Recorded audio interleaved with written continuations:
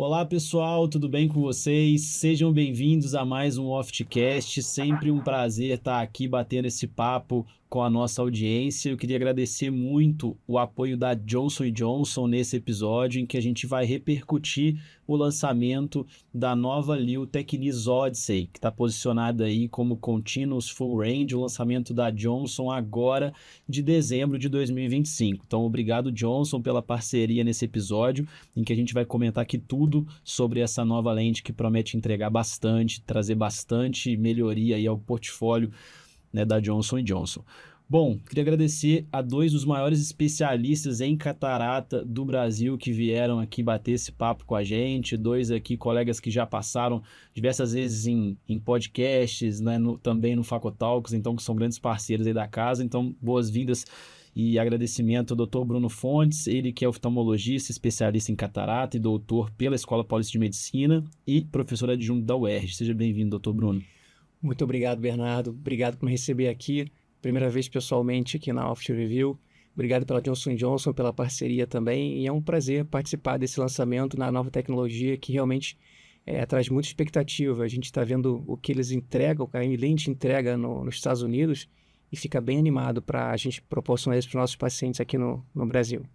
Também queria dar as boas-vindas ao amigo e, né, grande parceiro da Oft Review, Dr. Ivan Corso, especialista em catarata pela Santa Casa, doutorando pela Escola Paulista de Medicina e diretor médico da Vision One São Paulo. Seja bem-vindo, Ivan. Obrigado, Bernardo. Valeu. É um prazer estar com vocês de novo aqui. É sempre uma honra vir aqui nos estúdios da Oft Review e participar do Oftcast. Agradecer a Johnson Johnson aí pelo convite. Vamos aí bater um papo sobre essa lente nova. Antes da gente começar a conversa, já queria fazer um convite a quem está ouvindo para, no link aqui da descrição do episódio, né, a gente tem um link aqui de um formulário para você saber mais informações sobre a Technics Odyssey, para você preencher e receber aqui em primeira mão um contato dos representantes da Johnson Johnson. Então não deixa aqui de preencher o formulário, está na descrição do episódio, para vocês aí em primeira mão terem acesso a essa tecnologia, beleza? Bom, vamos agora para o que interessa, vamos falar sobre catarata, vamos falar sobre novas tecnologias, vamos falar sobre Odyssey.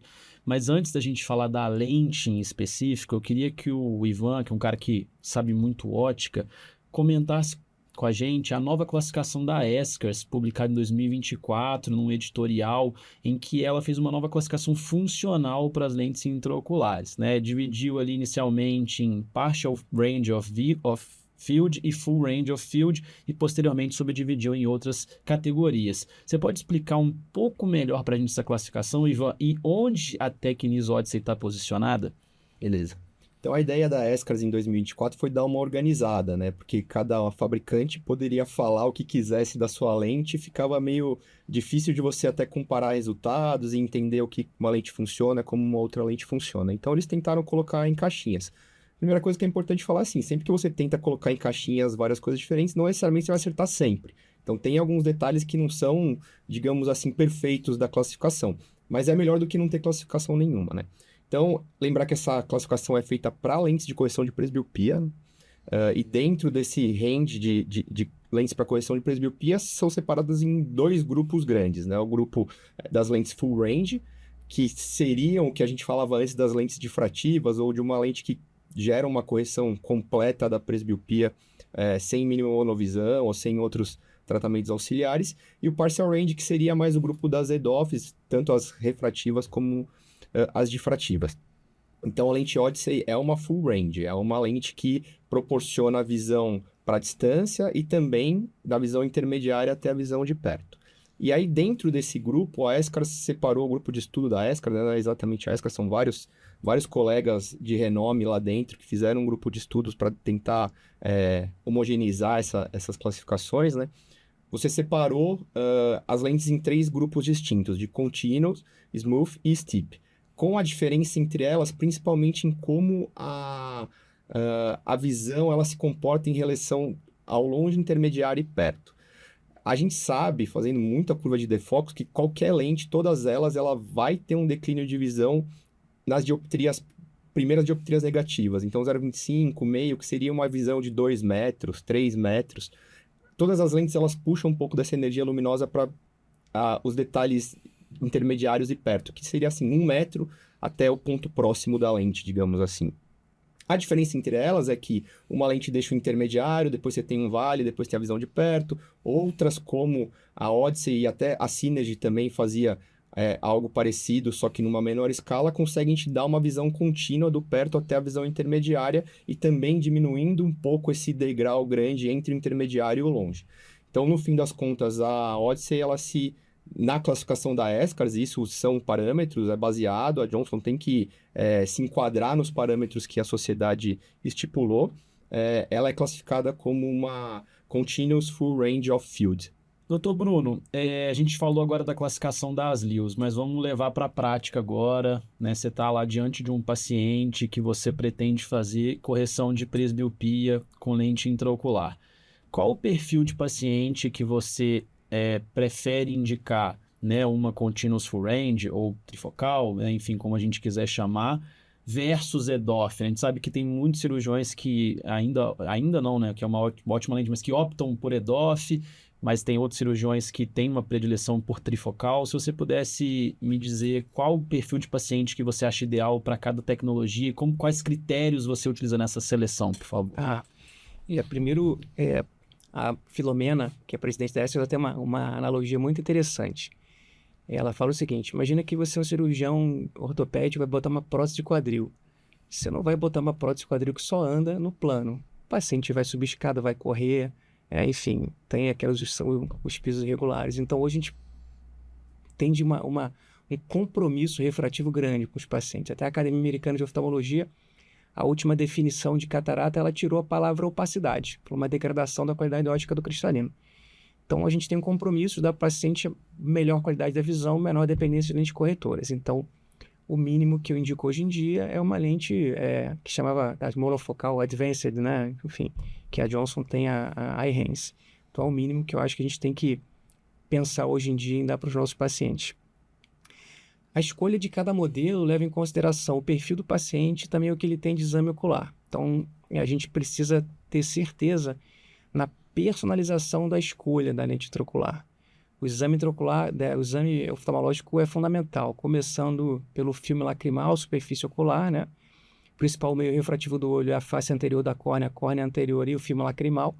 Você tem aquela superfície ruim, muito da luz vai se dispersar, você perde energia luminosa, acaba tendo resultados ruins. E vai acabar no OCT, uma retina totalmente normal. Então, o exame normal, o olho saudável é fundamental. Outro aspecto que eu achei interessantíssimo, recentemente tenho estudado, é o perfil DISC das pessoas, né? Dominante, influente, estável, conforme. Então, para o paciente que é dominante, se quiser fazer uma explicação longa daquilo, ele não vai. Então, assim, você tem que explicar para ele o que ele vai precisar de óculos no pós-operatório, o que ele vai ter de fenômeno visual. Já o conforme que é detalhe. Então, até na personalização do que você vai falar com o paciente é importante saber. É importante também você ter um certo discurso, entre aspas, pronto, que você tenha certeza que passou para o seu paciente todas as informações, para depois ser questionado, você não precisa falar que pode ter halo, não. Pode ter halo, com o tempo vai diminuir. Existem trabalhos mostrando que a neuroadaptação existe, demora às vezes alguns meses. Enfim, a gente tem hoje a responsabilidade de estar atualizado sobre as tecnologias e oferecer diferentes opções para os pacientes, porque não só eles vão ter benefício na qualidade de vida, como benefício financeiro. Então, o mundo inteiro, literatura, Ásia, Europa, África, quanto menor a necessidade do uso de óculos, menor é o gasto financeiro desse paciente ao longo da vida. Então, a gente tem responsabilidade, um evento único da catarata, de diminuir a necessidade de óculos desse paciente ao longo da vida. Perfeito, mas assim, em termos, claro que a personalização vai ser fundamental, mas tem algum tipo de perfil de paciente que você fala, não, esse paciente eu prefiro pôr EDOF, por exemplo, talvez pós-refrativa, ou a princípio qualquer paciente, né, que tiver um olho normal, ele é um candidato para full range, assim, na sua concepção? Olha, depende, se o paciente tem um exame totalmente normal, é importante a gente saber os hábitos dele. Dirige muito de noite. Tem paciente que tem perfil dominante, dirige de noite. Operei recentemente um ortopedista super dominante lá. Dirige de noite, falei, olha, de noite você vai ter um pouco de halo. Tá ótimo. Diz, tem um halo, não tem problema. O cara pronto, vai. Tem aquele paciente que é detalhista e acha que ele é um problema. Então, é importante triar para evitar problema. Então, se o paciente com olho exame normal, olho saudável, pode receber diversos tipos de tecnologia. Importante a gente triar o perfil dele. Agora, tem alguma alteração no exame intraocular, você bateu ali, por exemplo, topografia, Eye-Master, tem uma diferença grande na magnitude, no eixo do astigmatismo, doença da superfície ocular é um problema, enfim, pode limitar. Então, é fundamental a gente saber aonde você está entrando, tanto de perfil quanto do exame oftalmológico. Você falou alguns detalhes interessantes já da minha próxima pergunta, mas né, você falou de perfil de paciente, bem interessante que você personaliza até a forma com que você explica de acordo com o perfil do paciente. Tem bastante paciente que escuta, né, o nosso podcast no YouTube, então assim, se você pudesse, né, dizer de uma maneira mais simples, de uma maneira mais realmente como você explica para o paciente de uma forma simplificada a diferença ali de uma lente monofocal, EDOF e full range, como que seria? Até fica como dica aí para os oftalmologistas mais jovens aprenderem, como uma pessoa muito experiente que tem muitos anos de prática, fala com o paciente essa diferença, explica essa diferença das lentes. Eu falo o seguinte, toda lente intraocular ele vai te entregar 3 características básicas. Uma é a qualidade da visão, outra é a profundidade de foco, quanto você vai conseguir ver de perto, e outra é a indução de alguns fenômenos visuais. O efeito visual mais chato, para falar assim, o preço a se pagar para não usar óculos, que é você usar as trifocais ou Odyssey, é de noite, quando olhar para um foco luminoso, fica um pequeno halo. Com o tempo, isso tende a diminuir, mas se quiser ver, vai ver. É que nem mosca volante. A gente tem, o cérebro suprime, se quiser ver, olhar para o céu azul, para a parede branca, quiser ver, a gente vai ver. Então, se o paciente entende isso e aceita, ótimo, melhor paciente, porque a gente realmente vai tirar os óculos dele com as lentes full range of vision. Se o paciente tem alguma questão sobre isso, às vezes tem gente que lê na internet, vê procurando aquilo, as lentes EDOF são fantásticas, então depende muito. Tem paciente também, até próprios dados antropométricos, biométricos, paciente super alto, com braço grande, esse paciente fica ótimo com o EDOF, não lê aqui, né? Já o paciente que é paciente que a senhorinha gosta de ver de perto, as difrativas dão um resultado melhores. Então, de maneira geral, o perfil do paciente, o que ele tem no exame. Lembrar que o contrato verbal que você faz com o paciente no pré-operatório, quer dizer, que você explicou para ele, é o que vale para a vida toda. Então, é importante que você tenha uma rotina do que você avalia de exames, até do discurso que você fala, porque o que você falou, você vai ser cobrado depois. Perfeito. Vamos entrar agora mais a fundo sobre, né, ali o Tecnis Odyssey. Eu acho interessante, né, que o nome não é Odyssey, é Tecnis Odyssey, justamente porque ela foi desenvolvida em cima da plataforma Tecnis, que tem mais de 20 anos aí de qualidade comprovada, uma lente muito validada no mercado. Então, eu queria até perguntar para o Ivan, né, os dois estão aí no comitê de lançamento da Odyssey, já devem ter implantado algumas lentes, mas ainda não tem um N suficiente para falar muito, né, de dados clínicos da lente. Mas de Tecnis, eu imagino que vocês tenham umas centenas, até milhares de implantes. Então, eu queria que o Ivan destacasse quais são os principais pontos a se destacar da plataforma Tecnis aí, no seu ponto de vista e no que você tem de experiência. Então, realmente, como você falou, Bernardo, eu e o Bruno, a gente fez parte do board aí de lançamento do Brasil da Odyssey. Então, a gente teve acesso um pouco antes dos outros colegas aí em relação à tecnologia. Já fizemos alguns casos, mas é perfeito. Acho que ainda ficar expondo muito percepções de lentes com poucos pacientes ainda é arriscado para os dois lados. Então, até você falar muito melhor do que a lente ou muito pior. Então, quem me conhece sabe que eu gosto de esperar aí pelo menos algumas dezenas de pacientes para poder dar uma impressão um pouco mais fidedigna do que a lente pode entregar. Da Tecnis é outro assunto, né? A gente usa ela há décadas, né? Então, é talvez uma das plataformas mais consagradas de materiais de lentes, acrílico hidrofóbico, com um excelente número AB, o desenho em si da lente, né? Então as alças, elas têm uma estabilidade muito boa, principalmente agora com as alças novas tóricas, que ela ainda tem já um jateamento um pouco mais áspero. Eu nunca vi uma lente dessas rodar na minha experiência, então... E um outro dado que eu acho que é muito legal, assim, é a biometria, né? Então você ter uma família inteira de uma empresa, todos com a mesma constante biométrica, e você já tá lá no seu biômetro, já tá a lente lá. Então, no nosso biômetro, você não tem mais ECB, PCB, DIB. Não, tem Tecnis. Porque todas são a mesma... Até alguns médicos até acham estranho no começo. Falam, mas é a mesma constante? É a mesma constante, tá tudo bem. Então, acho que isso facilita muito o dia a dia, não só do médico em si, mas toda a logística do hospital. Isso faz com que todo mundo tenha mais tranquilidade para adotar uma tecnologia nova, de um material que já está há décadas aí, desde lá da época da AMO, fazendo bastante sucesso. E a gente vê a biocompatibilidade, né? Não gera inflamação. A gente vê a opacidade de cápsula em menos Muito pacientes. baixo. Nunca vi Exato. uma lente dessa opacificar, nem de centrar, nem nada, Exato. realmente. É o que você Nível falou. de glycerin muito baixo também. Você falou, o único porém que existia é porque a antiga, a tônica rodava. Agora não tem mais esse problema. Sim. Porque enfim, o tratamento que fazem no lábisco agora, realmente a gente não vê. Então é mais nada. exatamente isso que você falou. Já começa o primeiro nome, já te deixa muito mais tranquilo para testar a tecnologia. Acho que é mais ou Tem um menos perfil isso. de aberração esférica também bem interessante, né? E uma qualidade visual inegável com o maior número AB da categoria. Então é bem interessante realmente as qualidades desse material. E eu queria, Ivan, que você, né, fizesse um comparativo, assim, na sua experiência, das lios hidrofóbicas versus hidrofílicas, assim. Você vê muito problema nas lios hidrofílicas? Você acha que hidrofóbico realmente é o melhor material, pensando em qualidade visual e longevidade da lio no longo prazo? Sim, eu acho que lentes hidrofóbicas são um material mais moderno e mais seguro para o paciente overall, como um todo.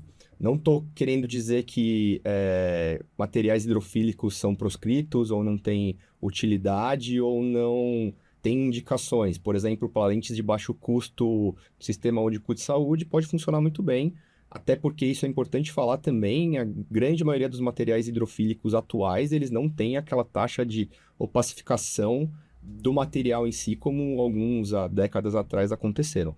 Mas isso não quer dizer que sejam comparáveis. Tem até nem sou eu que estou falando isso, tem um editorial do American Journal de 2022 questionando, será que devemos continuar usando lentes hidrofílicas a hora que você coloca todos os riscos, entre aspas, que esse paciente pode ter a mais, então maior risco de opacidade de cápsula posterior. A gente tem dados já bibliográficos bem robustos mostrando que a acuidade visual a longo prazo de pacientes hidrofílica versus hidrofóbica nas lentes hidrofóbicas é melhor. A gente tem todas as questões que são mais raras, obviamente, mas podem acontecer aí em cirurgias combinadas, depois um paciente que precisa de um transplante endotelial, ou um paciente que faz uma vitrectomia, risco de calcificação. O Bruno fez aí uma analogia legal aí sobre a prótese de quadril, né? Meu pai tem prótese de quadril e ele operou há 25 anos atrás. E um pouco antes, uma tecnologia um pouco antes da dele, era uma que durava 10 anos só, ele já tinha então ele já iria para a terceira cirurgia. E provavelmente até falavam na época que ele ia estar de cadeira de rodas nessas épocas. Ele está há 25 anos com a mesma prótese e ela está lá perfeita. Então, se você tem uma tecnologia, um material melhor hoje em dia, eu realmente acho que não faz muito sentido a gente ficar vislumbrando outras coisas. Acho que é isso. Perfeito, perfeito. Vamos falar um pouco da ótica agora, da Odyssey, né? Das novidades tecnológicas em termos de ótica da Lio mesmo. Queria que o Dr. Bruno explicasse para a gente as características do novo perfil difrativo Freeform, né, da Odyssey, e quais são os benefícios esperados, né, que esse perfil visa trazer. Essa pergunta é bem oportuna depois nessa ordem que a gente está fazendo, né? Primeiro, não é qualquer material que tolera ter a energia luminosa dividida. Para você conseguir ter uma visão boa, de qualidade, você tem que colocar essa tecnologia no material nobre. Então, a Tecnis, maravilha. Você tem a correção da aberração procromática.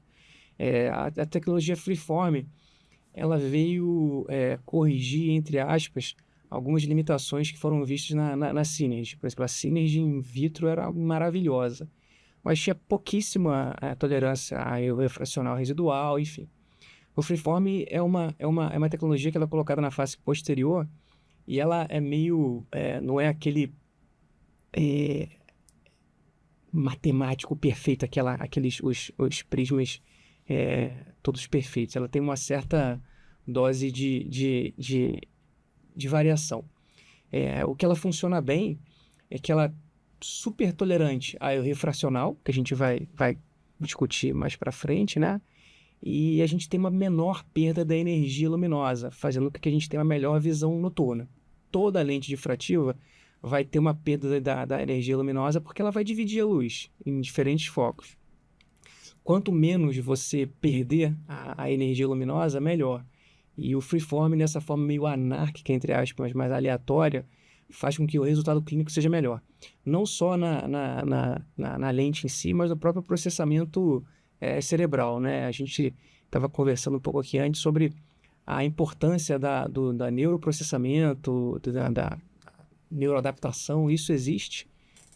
E a tecnologia que foi demonstrada agora na Odyssey, nos resultados clínicos, mostra para a gente resultados fantásticos, tanto na questão da tolerância refracional quanto na visão noturna, ou seja, entrega para a gente, na prática, o que a gente quer, a melhor qualidade de visão em diferentes iluminações e com uma maior tolerância refracional, que ao longo da vida a gente tem pequenas mudanças, né? Então não tem jeito. E só trazendo um dado aqui, né, do lançamento da Odyssey, que comparado com a Synergy, a altura dos degraus é 50% menor, né, desse material freeform, desse novo design difrativo freeform, proporcionando ali um controle mais preciso da luz e, em teoria, menos desfotopsias também, por esses degraus serem menores e menos angulados, né? Eles têm ali o topo meio arredondadinho. Então, isso não é aquela matemática, não são todos iguais, eles têm tamanhos diferentes. E isso, na prática, mostrou que isso é uma vantagem. E só lembrando aí o que a gente já falou no começo do episódio, mas frisar aqui que no link, na descrição do episódio, tem um link para vocês preencherem e receberem mais informações da Tecnis Odyssey e terem acesso aí em primeira mão a essa tecnologia para beneficiar aí os pacientes de vocês. Bom, Ivan, vamos falar ainda sobre perfil difrativo, né? A gente já falou da ótica e do freeform e a diferença ali em relação à Synergy, mas o que isso implica na prática, em termos de reprodutibilidade, tolerância a erros refrativos residuais, o que a gente espera aí de incremento, de melhoria em relação ao que era visto com a Synergy? A Synergy era uma lente difícil de trabalhar no fim das contas, né, por conta dessa pouca afinidade com ametropias residuais, né, então se a gente pensar um cenário ideal, que você tem biometrias perfeitas sempre e todos os pacientes plano, faria sentido porque você está concentrando a maior quantidade de energia luminosa num ponto só e está gerando maior sensibilidade ao contraste naquela distância. O problema é que não é isso que acontece, né? Então, a gente ainda não é uma máquina de gerar emétropes zero de cilindro e zero de esférico no pós-operatório de cirurgia de catarata. Isso ainda não acontece por diversos fatores, que acho que não vai ser o tema do encontro de hoje. E a Odyssey, deixando um pouco menos rígida essa questão da metropia residual, principalmente na visão de longe, ela tende a ser uma lente mais tolerante, uma lente mais fácil de lidar. Acho que essa que é a questão toda. Eu tenho bastante contato com o Paulo Vesely lá da Eslováquia, que foi talvez o primeiro N grande de Odyssey no mundo, né? Foi lá onde foi o lançamento, lá em Bratislava. Lançamento de cirurgias, e ele deixa isso bem claro, assim, que mudou bastante a rotina dele entre uma lente e outra exatamente por conta disso, assim. Então, aquele paciente que ficava 20, 40, eu tive como a gente era speaker da Synergy também, né, a gente via muito médico falar com a gente, meu paciente tá 20, 40, o que tá acontecendo com ele? Falei, quanto que tem de ametropia? Tem menos 0,25 com menos 0,75. Falei, tá explicado, coloca no greens e corrige, vai ver se, é verdade, a hora que coloca no greens melhora mesmo. Você tirando um pouco disso, você deixa todo o processo mais tranquilo, seus pacientes ficam mais felizes e não necessariamente a diminuição de contraste que isso vai gerar para longe vai ser relevante no fim das contas. Até porque a gente já viu em algumas outras plataformas que não necessariamente tenham essa amplitude de aceitar ametropias como a Odyssey vai ter, mas você vê que a visão de longe não é tão afetada assim como a gente acha que deveria ser. Então, no fim das contas, acho que é ganha-ganha, assim. Acho que vai ficar mais fácil para o cirurgião lidar com a lente e, ao mesmo tempo, vai ficar também mais fácil do paciente ficar satisfeito com o resultado.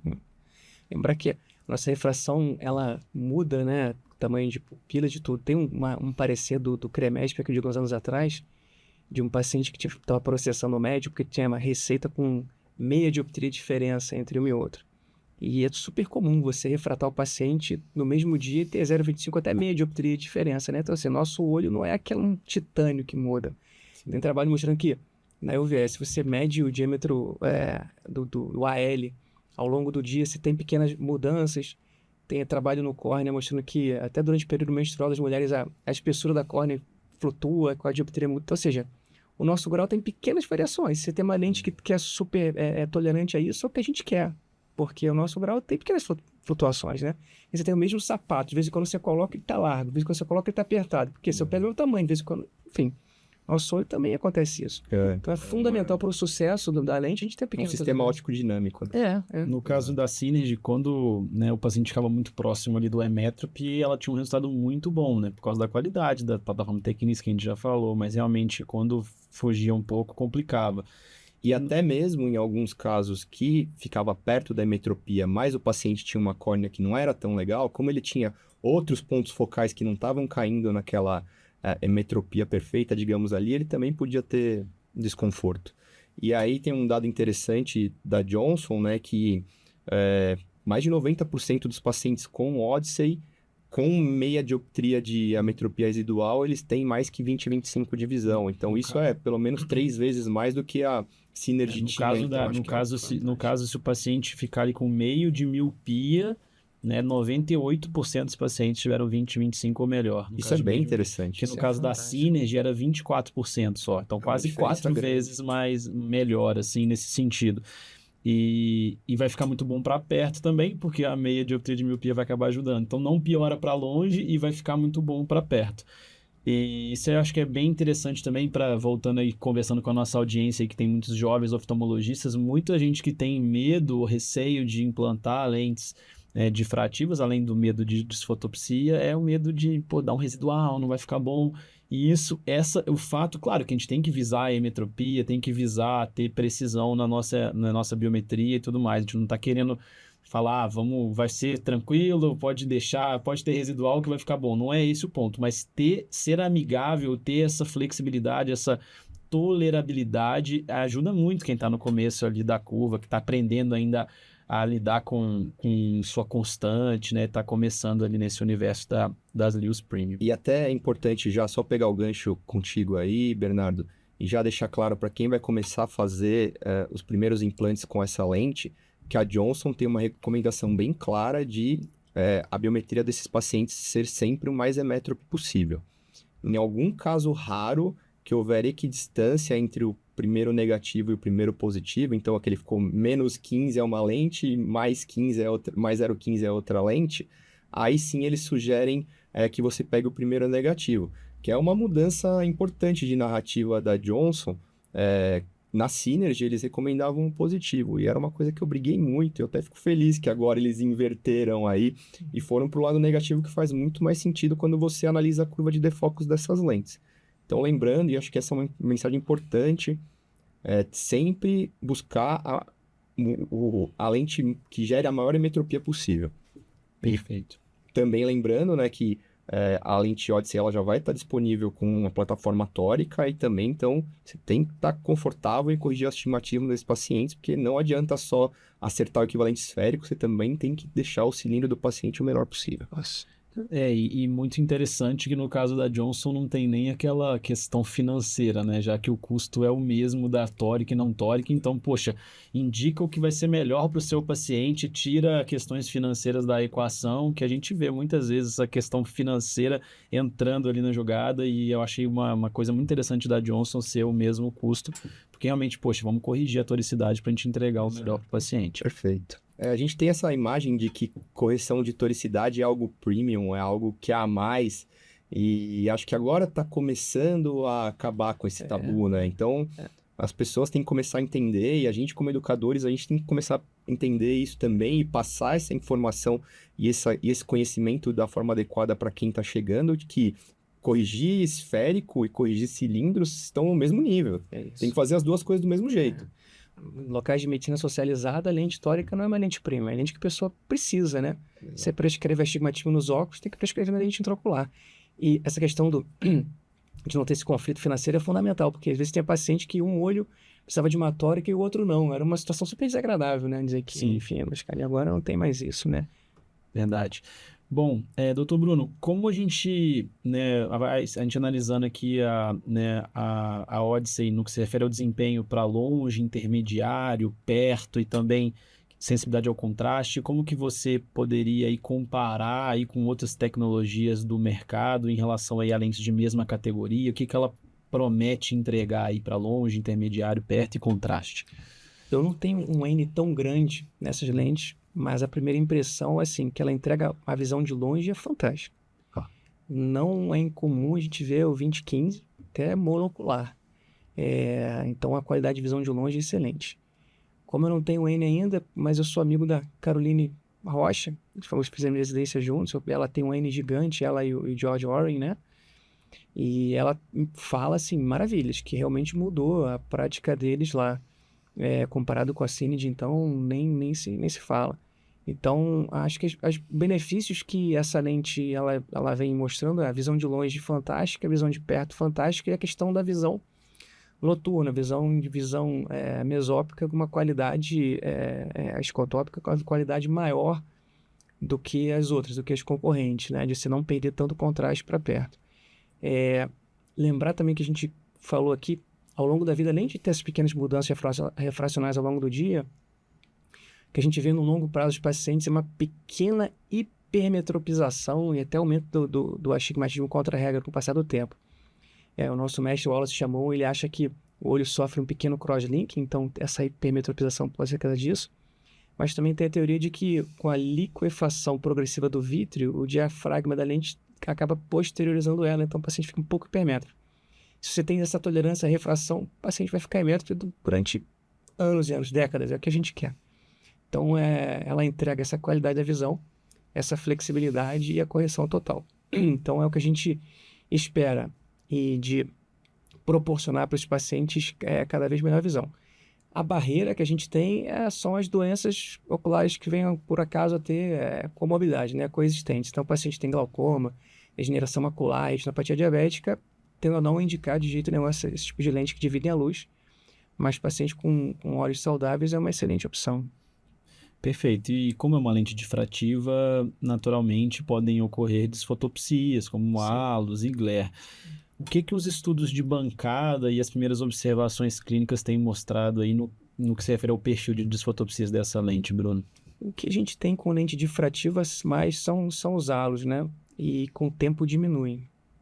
Tem os trabalhos da Estes mostrando que as queixas de fotopsias com 3, 6 meses, 12 meses, elas caem absurdamente. A neuroadaptação, ela existe. Eu vi um vídeo da Filomena também, mostrando uma coisa muito interessante. Pegam os jogadores de basquete profissionais fazendo lance livre, né? Aí sexta, acertam tudo. Aí coloca nele um óculos com prisma que desvia um pouco e desfoca. Aí eles começam a lançar, erra, começa a acerta, adaptou. Aí tira os óculos. Aí você, agora vai acertar tudo, né? Erra. Aí depois acerta. Ou seja, o cérebro precisa de um tempo para se adaptar àquilo. Então, o software que a gente tem lá atrás, no lobo occipital, área 17 Brodmann, ele precisa de um tempo para adaptar. Então, as queixas que tem no início, elas tendem a diminuir com o tempo e queixa realmente de paciente ficar super desconfortável é menos de 3%. Então, não é uma queixa que... O que me preocupa são comorbidades oculares, mas queixa de halo com essa tecnologia nova não é uma coisa que me deixa tão preocupado, não. Perfeito. E os estudos iniciais têm mostrado um perfil bem favorável, com poucas desfotopsias, né? Então, uma incidência baixa de desfotopsias que chegam a incomodar o paciente. Então, é bem interessante esse perfil que a lente tem trazido. 93% dos pacientes relataram nenhum ou apenas efeitos leves, né? Então, que é um número bem interessante em termos de halos no primeiro mês de pós-operatório. Ivan, em termos, né, de curva de defocus e de acordo com as características aí da Odyssey e também em relação à sua preferência pessoal, você acha que ela vai ser uma Leo sempre para usar bilateral ou você acha que tem espaço para combinação, mix and match, que é uma coisa que alguns cirurgiões gostam, por exemplo, de Odyssey uma Leo EDOF? Você acha que cabe, ou pelo perfil ali da curva de default, você acha que ela vai ser uma Leo mais para bilateralidade mesmo? Eu acho que a grande maioria dos pacientes e a grande maioria dos médicos devem optar pelo uso bilateral da mesma lente nesse caso. Eu acho que é uma lente que já entrega uma profundidade de foco interessante, perto intermediário, e aparentemente ela entrega uma boa qualidade visual para longe também. Então eu acho que com a evolução dessas tecnologias, o Mix and Match está fazendo cada vez menos sentido.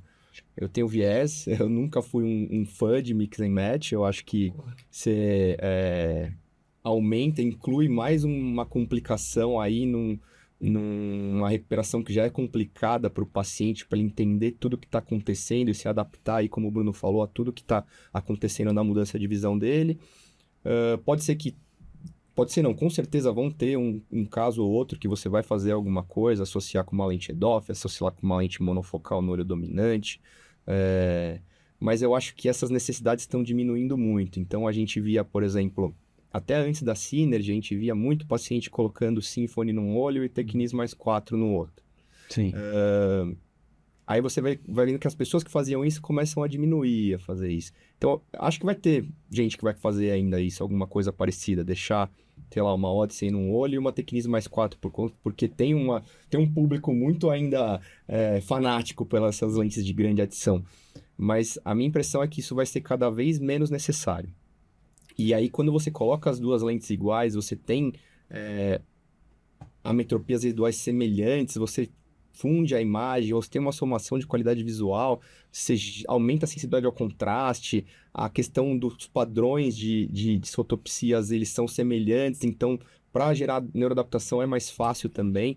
Então, eu realmente acho que em algum momento no futuro o Mix and Match vai se tornar algo bastante high. Eu acho que faz bastante sentido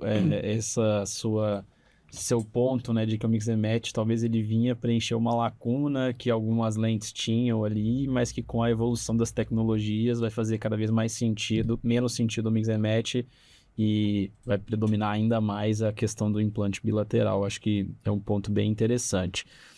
Já chegando mais aí na reta final da nossa conversa, eu queria propor para os dois agora um exercício rápido, e de preferência, se vocês puderem colocar pontos diferentes, seria interessante. Né? Então, pode começar aí com o Ivan, depois o Bruno na sequência fala, assim, para resumir os 3 principais pontos de Odyssey, assim, na sua visão, 3 principais pontos positivos e 3 principais novidades que essa lente vai trazer aí para quem tá ficando sabendo agora desse lançamento, já tá aí bem curioso. Quais são os 3 principais destaques para você, Ivan? Cada um fala uma ou eu vou Pode falar ser 3 e ele 3. Ah, eu sacanei o Bruno, é isso? Vamos lá, cada um vai falando um, vai. Pode ser, vai alternando aí, vai.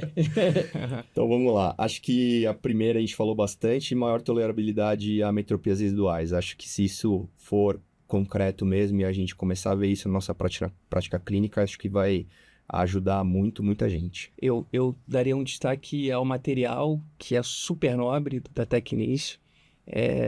Realmente, material que a gente não vê problema, e a qualidade ótica dele é fantástica. Mais algum ponto importante? Vou falar então do foco contínuo perto intermediário. Eu acho que o paciente não ter esses focos definidos de perto intermediário com um vão no meio facilitam muito o dia a dia do paciente, porque a gente tem biometrias diferentes, e biometria que eu falo não é do olho, eu falo do corpo, então braços mais longos, braços mais curtos, posições diferentes de leituras, atividades diferentes para perto, né? Então, acho que você ter uma capacidade de entregar uma boa visão de 40 centímetros até 80 de uma forma igual é muito positivo. Boa. Eu acho que também vale destacar aí, então, só para a gente relembrar, esse novo perfil difrativo freeform, que é diferente do que a gente tinha com a Synergy, que tem ele 50% menor altura dos degraus, então melhor distribuição à luz, pouca desfotopsias, isso também que permite aí a melhor reprodutibilidade e tolerância aos erros refrativos residuais. E eu também, outra coisa que eu não deixaria de falar é a questão da menor perda da energia luminosa com melhor visão com pouca luz. Então é fundamental isso. Paciente idoso, está em casa, vai de noite pegar uma água na cozinha, com tudo apagado, tem um tapete ali na frente, então a gente dá melhor qualidade de visão com pouca luz e é fundamental até na segurança. Perfeito, pessoal. E ainda todos os outros benefícios da plataforma Johnson que são base, né? Então, injetor Simplicity, preloaded, tudo montadinho, você consegue montar a lente com BSS, não precisa ser com viscoelástico.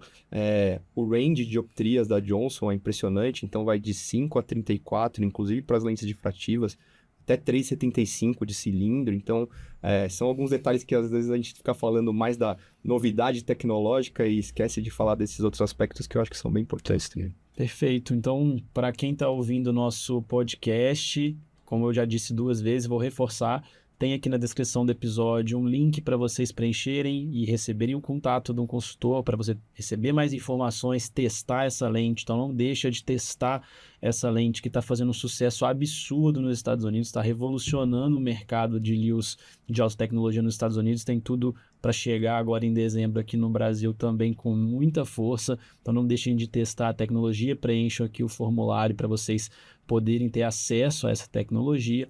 Queria mais uma vez agradecer a Johnson & Johnson pela parceria, por acreditar aqui no nosso trabalho do Oftcast. Sempre um prazer trabalhar com vocês. E agradecer a presença desses 2 caras fenomenais, Dr. Ivan, Dr. Bruno. Muito obrigado pelas contribuições. Foi muito bacana conversar com vocês. Muito obrigado, Bernardo. Como eu falei, Oftcast, Oft Review, fenômeno aí da oftalmologia. Prazer estar aqui. Muito obrigado por receber a gente de maneira tão calorosa. Também, mesma coisa. Obrigado, Bernardo. Obrigado, Oft Review, Oftcast. Obrigado, Johnson & Johnson. Foi maneiro. Esse método de transmissão de conhecimento é disparado o meu favorito atualmente. Show de bola, pessoal. Esse foi o Oftcast de lançamento aí, fazendo parte do lançamento da Tecnis Odyssey. Espero que vocês tenham gostado. Um abraço e até a próxima.